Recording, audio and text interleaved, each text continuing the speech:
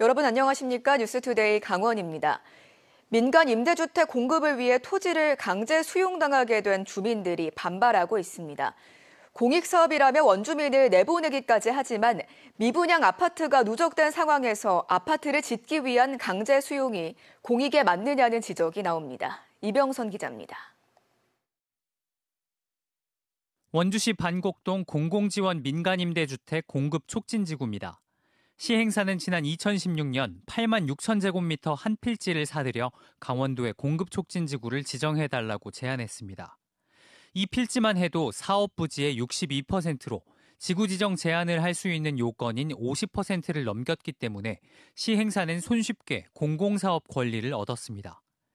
지난해 공급 촉진지구로 지정된 후에는 토지주가 여기 살지 않거나 도로가 없는 맹지 등을 사들이며 강제 수용 요건인 80%를 채웠습니다. 시행사 입장에서는 위험은 최소화하면서 40%는 일반 분양으로 이득을 챙길 수 있는 여건까지 마련한 셈입니다. 공공지원 민간임대주택 특례법을 이용하여 땅 따먹기식 아파트 시행을 할 수 있게끔 만든 정부 및 국회, 국민들의 재산권 침탈에 대하여 행정당국은 책임져야 한다. 주택 보급을 위한 공익사업이라고 하지만 실질적인 공익이 뭔지도 알기 어렵습니다. 원주의 주택 보급률은 꾸준히 100%를 웃돌고 공급 촉진지구 제한이 처음 들어갔던 2019년 당시 원주의 미분양 아파트는 3,000호를 넘었습니다. 지난 9월까지도 1,800호가량이 미분양입니다. 민간 사업자의 손을 빌려야 할 만큼 급박한 사업이라고 보기 어려운 겁니다. 민간 사업자가 토지를 수용할 수 있는 법적 근거를 부여해서 공익사업으로 둔갑한 전형적인 사례입니다. 기본적으로 민간 사업자가 개발 이익을 목적으로 시행하는 사업이기 때문에 그 자체가 공익사업으로 규정될 수 있을지에 대해서는 의문이 있습니다. 하지만 이에 대해 강원도와 원주시는 청년 등 주거불 한 계층을 위해 임대주택은 계속해서 필요한데 현재의 임대주택이 2027년까지 차례로 민간 분양으로 전환될 예정이라 사업 필요성은 충분했다고 설명했습니다. 이 같은 강제 수용으로 인한 갈등을 막기 위해 공공정책을 수립하고 추진하는 단계에서부터 직간접적인 이해관계인, 즉 주민이 직접 참여할 수 있도록 하는 공공갈등 예방 및 해결을 위한 기본법안이 지난 21대 국회에서 발의됐었지만 국회 문턱을 넘지 못하고 임기 만료로 폐기됐습니다. MBC 뉴스 이병선입니다. 제318회 강릉시의회 정례회가 제1차 본회의를 시작으로 다음 달 20일까지 26일간의 의사 일정에 돌입했습니다. 1조 4천억 원대로 편성해 제출된 내년 강릉시 예산안 등을 심의할 예정인데요. 찬반 논란이 있는 경포분수 사업비가 포함된 경포호 환경 개선 사업비에 관심이 집중되고 있습니다. 박은지 기자가 취재했습니다. 제318회 강릉시의회 정례회가 열린 본회의장. 올해 마지막 회기로 다음 달 20일까지 26일간 일정으로 진행되는데 1조 4천억 원대로 편성해 제출된 내년도 강릉시 당초 예산안과 기금 운용 계획안 등을 심의해 살림살이 규모가 확정됩니다. 최익순 의장은 개회사에서 주민 여론과 다양한 의견을 수렴해 우선순위를 세심하게 검토할 것을 당부했습니다. 최근 찬반 논란이 있는 인공분수 설치 사업비가 포함된 경포 수질 개선을 위한 환경 개선 사업비에 대한 의회 심의가 예정돼 있어 결과에 관심이 집중되고 있습니다. 2025년도 당초 예산안 제출에 따른 시정연설에 나선 김홍규 시장은 경포호 분수 조성은 세계 100대 관광도시 진입을 위한 초석이 되는 사업이라며 관광 자원 확충은 물론 수질 개선을 위해서도 반드시 필요하다고 강조했습니다. 바닷물이나 다름없이 악화된 경포호 수질 환경에 물고기 떼죽음, 적조 등의 피해가 반복되고 있고 이를 제거하는 인력과 장비 투입에 엄청난 시간과 비용이 들고 있다는 겁니다. 현 상태로 그대로 두는 것은 보존이 아니라 방치. 시도가 없으면 결과도 없습니다. 어쩌면 지금이 마지막 골든타임일 수도 있습니다. 다만 분수시설이 수질 개선의 최적의 대안인지에 대한 언급은 없었습니다. 앞서 조건부 허가 결정을 내린 국가유산청은 세부 계획을 제출해 최종 승인을 받아야만 사업을 시작할 수 있다고 못 박았습니다. 세부 계획서를 최종 승인을 받아라. 근데 최종 승인을 받았더라도 2년간 모니터링해서 정말 이게 수질 개선 효과가 있는지 이걸 그 결과를 보고. 의회 내부에서도 의견이 분분해 전체 의원 간담회가 열렸지만 내용은 비공개됐습니다. 내년도 당초 예산안은 상임위와 예결특위 심의를 거쳐 다음 달 13일 제2차 본회의에서 처리되는 가운데 경포 환경개선 사업비 등을 제출한 관광개발가에 대한 소관행정위원회 심의는 29일로 예정됐습니다. MBC 뉴스 박은지입니다. 춘천을 대표하는 의암호숫가가 새롭게 단장되고 있습니다. 의암호 관광 명소화 계획에 따라 춘천시는 지난달 근화동 문화광장숲에 이어 다음 달 삼천동 출렁다리를 시민들에게 공개할 예정인데요. 사람이 많이 몰릴 경우 부족한 주차 공간과 좁은 도로가 해결해야 될 과제가 될 것으로 보입니다. 이승현 기자입니다. 의암 호수 위로 출렁다리가 새로 놓였습니다. 춘천 삼천동 의암공원과 근화동 하수처리장 유수지 사이를 연결합니다. 폭 1.5m, 길이 248m에 착안해 명칭을 춘천 사이로 248로 정했습니다. 의암호 사이에서 추억을 만난다는 뜻입니다. 춘천시가 52억 원을 들여 착공한 지 1년여 만인 다음 달 준공됩니다. 이 출렁다리가 준공되면 시민들은 의암호 위를 걸으며 산책을 즐길 수 있습니다. 앞서 지난달 근화동 쪽 의암호 수변에는 문화광장숲이 시민들에게 개방됐습니다. 1000제곱미터 면적의 보행교와 야외 공연장, 전망대 등이 설치됐고 밤에는 화려한 경관 조명이 일대를 환하게 비춥니다. 너하고 나오는데 너무 좋고 날도 따뜻하고 여기 나오니까 이렇게 하나가 좋은 데가 정말 없는 것 같아. 아주 스트레스가 확 풀린다. 저는. 춘천의 명소가 될 것 같아요, 여기가요. 춘천시는 문화광장숲에 이어 다음 달 출렁다리 개방으로 의암호 관광 명소화에 속도를 내고 있습니다. 매년 20만 명 이상 방문하는 스카이워크처럼 수려한 자연과 연계해 관광객을 늘릴 방침입니다.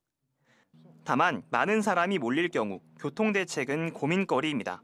근화동 유수지 출렁다리 진입로 부근에는 차량 500대 수용이 가능한 임시주차장을 만들 계획이지만 삼천동 의암공원 쪽에는 아직 별다른 대책이 없습니다. 그 삼천동 쪽은 거기는 이미 그 계획이 다 있고 그다음에 도 소유지라서 시 땅이 아니기 때문에 거기는 좀 활용이 떨어지고. 봄, 가을 행락철마다 공지천 일대에 극심한 교통체증이 빚어지는 상황에서 춘천시가 계획한 의암호 관광 명소화를 위해선 비좁은 도로와 주차 공간 문제도 놓쳐선 안 될 부분입니다. MBC 뉴스 이승현입니다. 강원도와 도내 18개 시군 강원관광재단이 2025년과 2026년을 강원 방문의 해로 삼아 국내외 관광객 유치에 협력하기로 했습니다. 미국과 중국 등 13개 나라 주한대사를 초청한 가운데 어제 한림대 일송아트홀에서 강원 방문회 선포식을 열었습니다. 이를 계기로 강원을 찾는 관광객을 회원으로 관리해 관광 프로그램 참여 횟수에 따라 혜택을 제공하고 체류형 관광객을 늘리기 위한 숙박시설 할인권 행사 등을 진행할 계획입니다. 삼척시와 횡성군, 평창군이 2025년 예산안을 편성해 각각 시군 의회에 제출했습니다. 삼척시가 7,280억 원 규모로 편성했고 분야별 주요 투자는 취약계층을 포함한 복지 지원에 1,958억 원, 농림해양 임업 분야에 833억 원, 폐광지역 개발과 정주여건 개선에 589억 원 등입니다.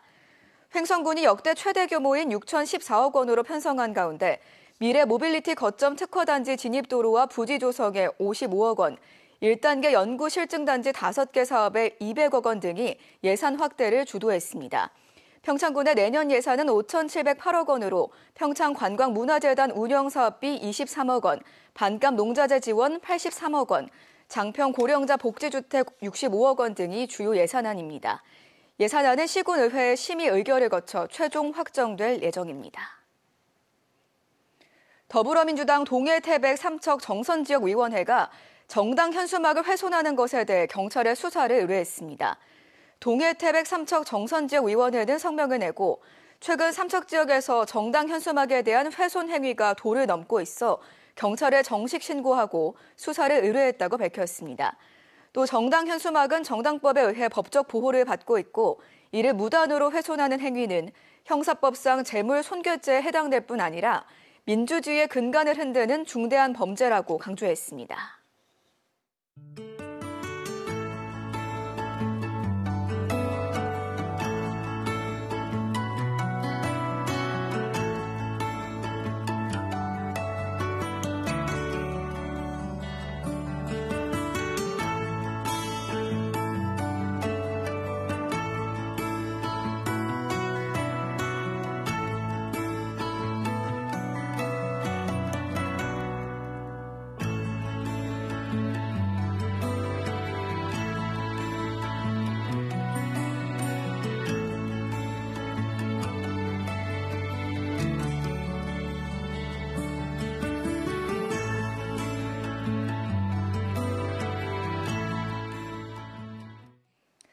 심각한 자금난에 빠진 중도개발공사에 강원도가 295억 원을 출자하는 안건이 각종 우려와 질타 끝에 도의회 경제산업위원회를 통과했습니다. 도의원들은 2년 전 강원도가 중도개발공사 빚 2,050억 원을 대신 갚아줬는데 295억 원을 또 출자해야 한다며 강원도를 강하게 비판했습니다. 하지만 당장 자금 출자가 안 되면 레고랜드 주변 하중도 땅이 공매로 넘어갈 수 있다는 이유로 출자 동의안을 통과시켰습니다. 내년 상반기에 개관하는 원주시 무실동 공공어린이 도서관의 명칭이 생각자람 어린이 도서관으로 결정됐습니다. 원주시는 시민 공모를 통해 접수된 158건을 심사한 결과 아이들이 다양한 책을 접하며 생각이 쑥쑥 자라나는 공간이라는 의미를 담은 생각자람 어린이 도서관을 최종 선정했습니다. 어린이 도서관은 무실동 중안근린공원의 지하 1층, 지상 2층 규모로 건립되며 어린이 자료실과 청소년 가족 자료실, 문화 강좌실 등을 갖추고 내년 5월 중 개관할 예정입니다.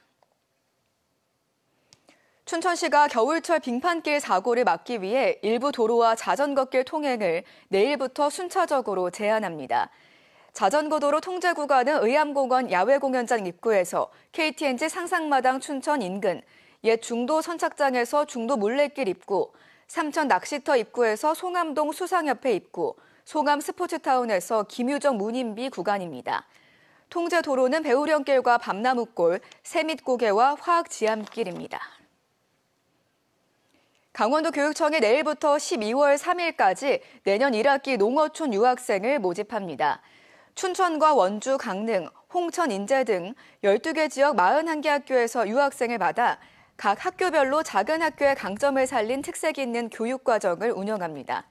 강원 농어촌 유학 홈페이지에서 신청서를 내려받아 작성한 뒤 서울이나 강원교육청으로 제출하면 심사를 거쳐 대상자를 확정합니다.